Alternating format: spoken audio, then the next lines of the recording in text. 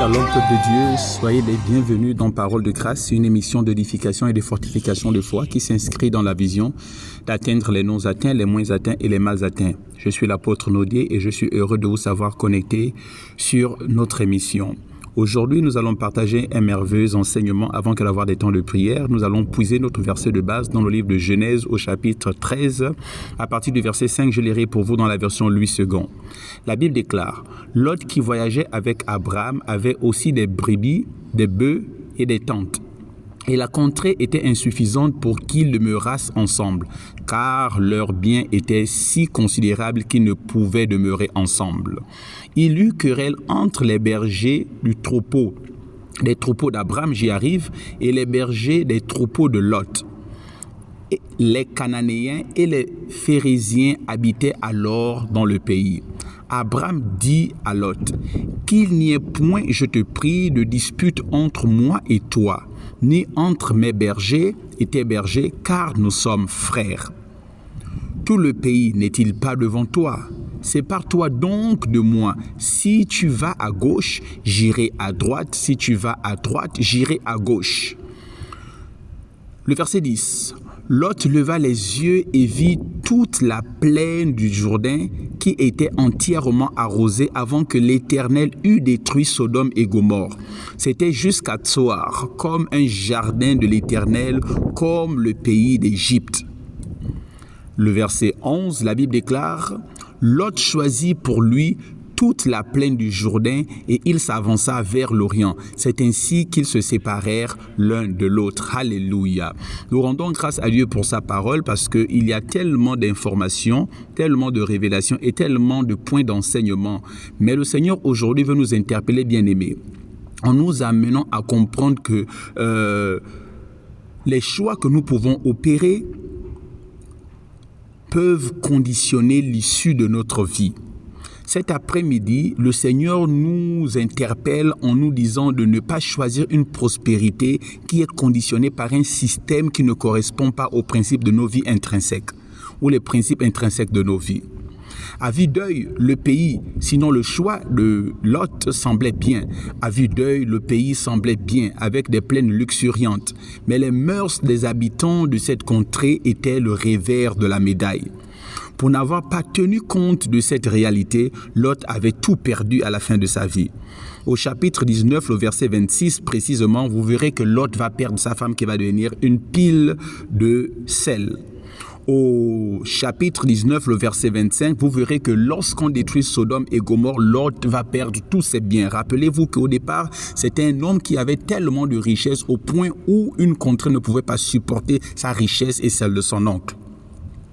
Au chapitre 19, le verset 31 au verset 38, j'y arrive, vous allez voir que Lot va perdre sa dignité parce que non seulement il va dorénavant vivre dans une caverne, dans un rocher, mais ses deux filles vont abuser de lui pour avoir une descendance. Vous pouvez vous imaginer comment ce monsieur-là a terminé sa vie.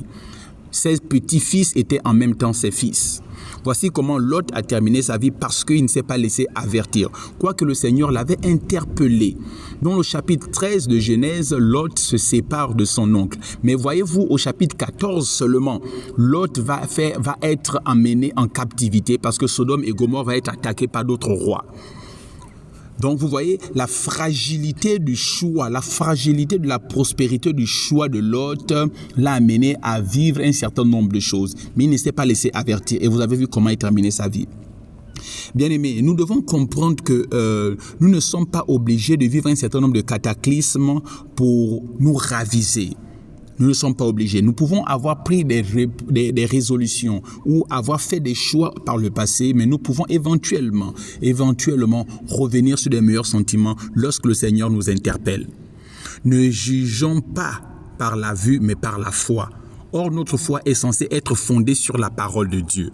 Alors, je souhaiterais que nous nous posions un certain nombre de questions.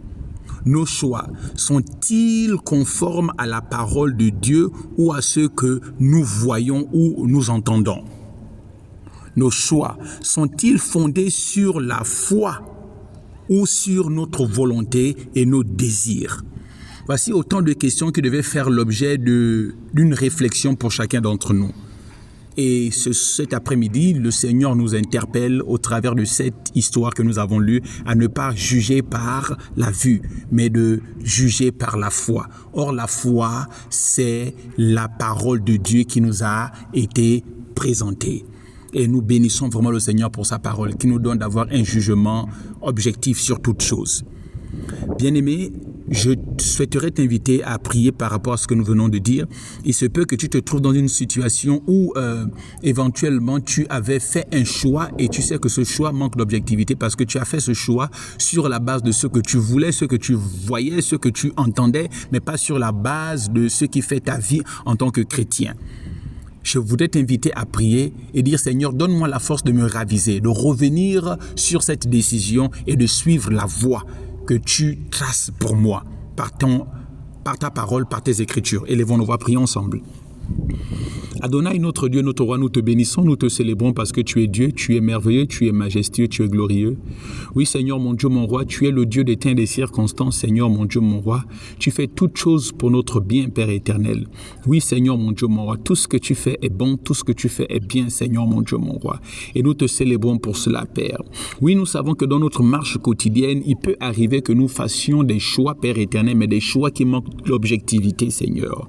Aussi, Père éternel, par l'action de ta parole ce soir, tu nous amènes à reconsidérer nos choix et de nous raviser, Seigneur, mon Dieu, mon roi. Nous te disons merci. Merci pour cette opportunité, Seigneur. Nous refusons de nous laisser, Père éternel, entêter comme ce fut le cas de Lot, Père éternel. Qui, Père éternel, mon Dieu, mon roi, lors de la première tentative, Seigneur, mon Dieu, mon roi. Oui, Père éternel, tentative de conquête de Sodome et Gomorrhe. Il aurait pu regarder et reconsidérer sa décision. Mais il s'est entêté en demeurant dans ce pays, Seigneur, mon Dieu, mon roi. Oui, Père, nous refusons de nous entêter, nous refusons de nous attacher à des choses, Père éternel, mon Dieu, mon roi, qui pourraient nous porter préjudice, Seigneur, mon Dieu, mon roi. Parce que ta parole, Père éternel, nous amène à reconsidérer toutes choses, Seigneur. Aussi, merci, Seigneur. Donne-nous la force de nous dresser, Père éternel, contre des décisions passées, Seigneur, mon Dieu, mon roi, et de marcher en nouveauté de vie, Seigneur. Je te bénis, je te loue, Père éternel. Je te célèbre, Père éternel, pour la vie de mon frère, pour ma sœur, Seigneur, mon Dieu, mon roi, qui autrefois, Père, avait suivi les plaines luxuriantes de Sodome et Gomorrhe pour s'y installer. L'autre fois, Père, qui ont suivi des amitiés, Père éternel, qui semblaient être fleurissantes et sont rentrés dans des choses compliquées, Seigneur. Merci, Seigneur, mon Dieu, mon roi, de tenir par l'action de ta parole et de ton esprit, Seigneur, mon frère et ma sœur par la main, Seigneur, de sorte qu'ils sortent de ces endroits, Seigneur, qu'ils sortent de ces amitiés, qu'ils sortent de ces systèmes, qu'ils sortent de cette manière de faire, qu'ils sortent de ce système de pensée, Père éternel, pour s'établir en Christ Jésus, Père. Là, notre terre promise, là où coule le lait et le miel, Seigneur. Nous te disons merci, Père. Merci, Seigneur, tu es Dieu. Nul n'est comparable à toi. Gloire et louange à ton nom, Père. Au siècle des siècles, dans le précieux et puissant nom de Jésus-Christ. Amen. Alléluia. Bien-aimés, c'était Parole de grâce avec l'apôtre Naudier. Que Dieu vous bénisse. Donnons-nous rendez-vous jeudi prochain, 16h30, heure du Gabon. Shalom à vous.